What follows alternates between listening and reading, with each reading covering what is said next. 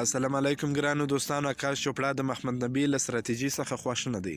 د هند مشهور تبصره کوونکی آکاش چوپړه وایي چې افغانستان یوازینۍ لوبډله ده چې د ټاس ګټلو وروسته لومړی توپوهنه کوي او غواړي له خپل هدف څخه دفاع وکړي، خو د متحده عربي امارات په لوبغالو کې دا ستراتیژي کار نه کوي.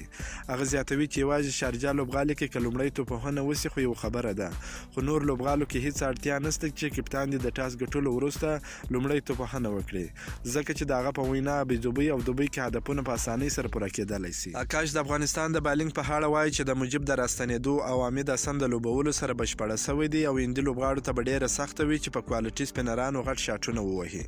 کله چې توپوهونکي په شاداب سنټنر او نورو سپینرانو غټ شاټونه نشي وهلی، نو دا به ډېره سخته وي چې په مجیب، راشد او نبي ووهي. خو ښه به وي چې پرته له زړه نازړهوالي لوبه وکړي او نوره بیا پرېږدي چې وروسته څه کېږي. چوپړه نیمې پای لوبې ته د هندي لوبډلې د رسېدو په اړه وایي چې ښه به دا وي له دې کیسو به تېر سو چې که داسې وسي یا هغسې وسي، نو نیمې پای لوبې ته به یا د لوبډله رسېدلی سي.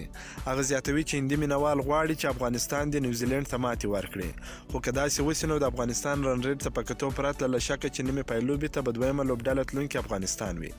دغه نوموتی تبصره کوونکي د افغان او هندي توپوهونکو پرتله کې ویلي چې هندیان زړه نازړه لوبېږي، خو افغانان بیا پرته له ویرې او ډار لوبېږي چې همدا د بریا لامل هم دی. هند او افغانستان د نړیوال جام سیالۍ په لړ کې نن ماښام د ابوظبي شیخ زاید لوبغالي کې داسې مهال د سیالۍ ډګر ته کښته کېږي چې هند په لومړي ځل د دوبۍ د باندې لوبېږي، خو افغانستان بیا له وړاندې ابوظبي کې یوه لوبه ترسره کړې ده.